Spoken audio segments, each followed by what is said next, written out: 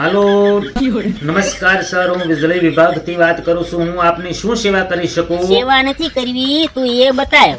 રોજ 7 વાગે લાઈટ કાપી નાખે છો, તને સાસુ સાથે કઈ વાંધો છે? અરે દાદી, એવું તે શું થયું કે તમે એટલા બધા ક્રોધિત થઈ ગયા? છેલ્લા 4 દિવસથી રોજ 7 વાગે લાઈટ જાય છે અને એક્ઝેક્ટ એ સમયે મારે સાસુઓની સિરિયલ જોવાનો ટાઈમ છે. પણ દાદી, આ તો તમારું શેડ્યુલ મેન્ટેનન્સ છે, એમાં હું શું કરી શકું? હવે જો કાલે લાઈટ ગઈ ને તો હું તાંત્રિક ભયાનંદ બાપુને બોલાવી લઈશ. પણ દાદી, એનાથી શું થશે? ભયાનંદ મહારાજને તો હલકામાં ન લેતો. એ કહે છે કે જ્યાં લાઈટ નથી ત્યાં શક્તિ છે, જ્યાં શક્તિ છે ત્યાં આત્મા છે, અને જ્યાં આત્મા છે ત્યાં અંધકારમાં પ્રકાશ છે. તો દાદી, તમારું કનેક્શન રાખવાનું છે કે કપાવી નાખવું? અરે કપાવવા વાળી મારી વો માથા ભરેલ છે. લાઈટ જાય ભેગું રિમોટ નો ઘા કરે છે અને તોડી નાખે છે, તો એના પૈસા કોણ ચૂકવશે? તો દાદી, તમે ભયાનંદ બાપુને બોલાવી પેલા તમારી વહુનો ઉપાય કરાવો. ઈ તો શરૂ જ છે, પણ હવે તો મારો દીકરાનો દીકરો પણ મીણબત્તી જોઈને પૂછે છે, પપ્પા આજે પણ ભૂત આવશે?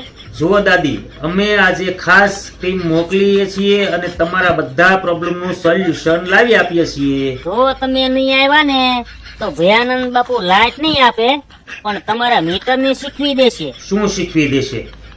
શૂન્યનો અર્થ શું છે? દાદી, મને કઈ સમજાયું નહીં. હું મીટરને ધીમું કરાવી નાખીશ.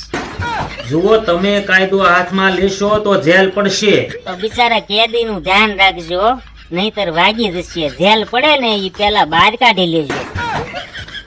અરે જેલ પડશે એનો મતલબ તમને જેલમાં નાખવા પડશે.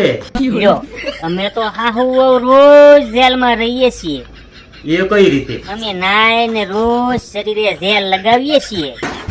અરે મારી માં, જેલ એટલે કેદીઓને જેલમાં રાખે છે, ઈ જેલની વાત કરું છું. હાય હાય, એક ગુડિયા ને તું દીકરા આ ઉંમરે જેલમાં નાખીશ? દીકરા તારા દાદા જીવતા મારી સામે કોઈ આંખ ઊંચી કરીને જોઈ નથી શક્યું.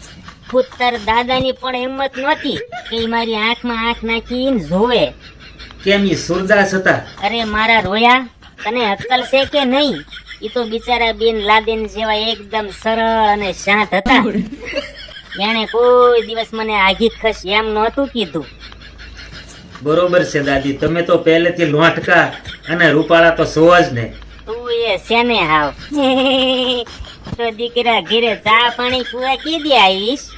દાદી, મને ડાયાબિટીસ છે, હું ચા નથી પીતો. તો તને કાલા નાખીને ઉકાળો પાઈશ.